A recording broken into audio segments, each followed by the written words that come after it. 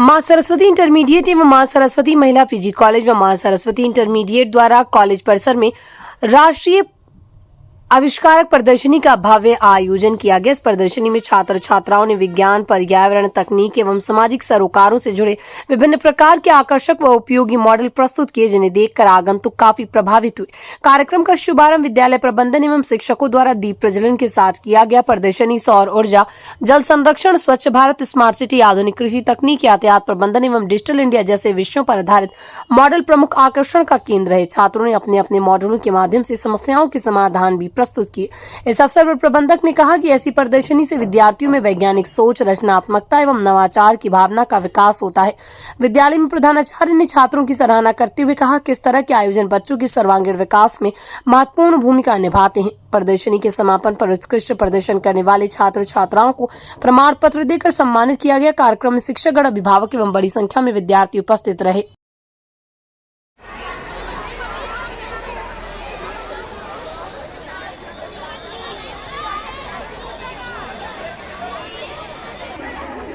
ये क्या बनाए आप?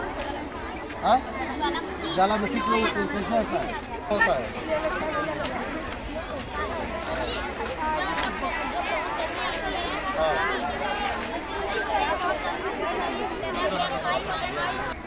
सांस लेता है, ऑक्सीजन लेता है, कार्बन डाइऑक्साइड छोड़ता है। और क्या करता है? और शुद्ध करता है। और अरे नहीं, क्वेश्चन तो यही तो मेन है एग्जीबिशन में, कि आपको आस्किंग फॉर द क्वेश्चन। यहाँ विज्ञान प्रदर्शनी लगाई गई। आज मां सरस्वती बालिका इंटर कॉलेज, मां सरस्वती महिला पीजी कॉलेज के बच्चे विज्ञान प्रदर्शनी लगाए हुए हैं। इसमें सारे बच्चे अपना अपना मॉडल बना के लगाए हैं। हमारे जो जजेज हैं, कुछ तो विद्यालय के, कुछ विद्यालय के अदर विद्यालय से आए हुए हैं, तो अभी बच्चों का अभी उनका साक्षात्कार करा रहे हैं, उनका मॉडल देख रहे हैं। उसके बाद इसमें जो फर्स्ट, सेकेंड, थर्ड होंगे उनको प्राइज भी देंगे, और जितने लड़के पार्टिसिपेट किए हैं उनको सर्टिफिकेट देने की व्यवस्था की गई है। कितने बच्चे ने भाग लिया? लगभग करीब 250 बच्चों ने इस मॉडल प्रतियोगिता में भाग लिया। प्रतियोगिता कराने का क्या उद्देश्य मुख्य होता है देखा जाए? इससे ये देखा जाता है कि बच्चों को अंदर कुछ टैलेंट बढ़ी कि नहीं बढ़ी, जो बच्चे पढ़ा रहे हैं उनको प्रैक्टिकल रूप से कर पा रहे हैं या नहीं कर पा रहे हैं, और जो एग्जामिनर हैं उस विषय के विशेषज्ञ विज्ञान के हैं, वे उनसे क्वेश्चन पूछ रहे हैं, और जहां कहीं उनको दिक्कतें हो रही तो उनको समझा रहे हैं कि यहाँ के जो मास्टर पढ़ाए हैं वो संतोषजनक पढ़ाए हैं कि नहीं। यही इसका मेन उद्देश्य ही है। छात्राओं के लिए क्या? हमारे छात्र छात्राएं तो मैं धन्यवाद देता हूं कि उन्होंने अच्छे ढंग से बनाया है, और मैं उम्मीद करता हूं कि हमारे शिक्षक, हमारे बच्चे इसको आगे भविष्य में हमारे शिक्षक बच्चों को अच्छी शिक्षा दें, और हमारे बच्चे लगन से पढ़ करके अगर अगली जो प्रतियोगिता ऐसी होगी उसमें बढ़ चढ़ हिस्सा लें, और मैं यही उनके लिए शुभकामनाएं। आस्था जी, क्या बनाए हैं, किस तरह की मॉडल? ये किडनी का फंक्शन है, जहाँ पे मिचुरेशन की प्रोसेस को शो किया जा रहा है। मिचुरेशन मतलब है रिलीज ऑफ यूरिन, कि कैसे हमारे शरीर से यूरिन निकलती है। तो उसके लिए सबसे पहला पार्ट है हमारे किडनी में नेफ्रॉन प्रेजेंट रहते हैं, जो कि पानी को, जो कि हमारे लार्ज इंटेस्टाइन के द्वारा सोक किया जाता है, उसको कन्वर्ट कर देते हैं।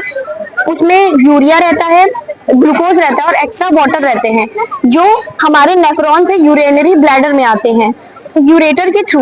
तो यूरिनरी ब्लैडर में वो हमारी एक थैली होती है, उसमें वो स्टोर रहते हैं, और वहां पे स्पिंटर मसल्स लगे रहते हैं, जिसकी वजह से वो तुरंत रिलीज नहीं होते हैं।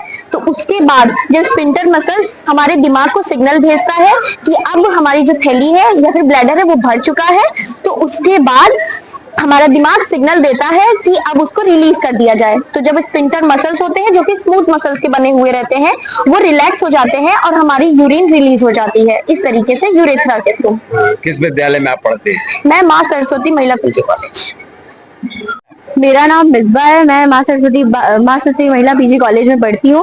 बीएससी फर्स्ट ईयर की छात्रा हूँ। ये पॉल्यूशन इतना ज्यादा, अभी पॉल्यूशन बहुत ज्यादा हो रहा है, और बहुत ज्यादा पॉल्यूशन हो रहा है। पेड़ इतने ज्यादा कट रहे हैं जिसकी वजह से सॉइल पॉल्यूशन, और इतनी बड़ी बड़ी फैक्ट्रियां बन रही हैं जिसकी वजह से वायु प्रदूषण, एयर पॉल्यूशन हो रहा है, और उनसे निकलने वाले जो पानी होती, गंदगी होती है, उससे वाटर पॉल्यूशन हो रहा है, और रोड चौड़ी हो रही है जिससे सारे पेड़ पौधे दिक्कत हो रहा है। विकास हो रहा है ना, इसमें आप किस तरह से आप देखते जी हैं? विकास हो रहा है तो पेड़ पौधे भी काटे जा रहे हैं, जिसके वजह से लोगों को सांस लेने में प्रॉब्लम हो रही है, अनेक तरह की बीमारियां हो रही हैं, बच्चों को प्रॉब्लम हो रही है, जो हमारे ओल्ड लोग हैं उनको प्रॉब्लम हो रही है।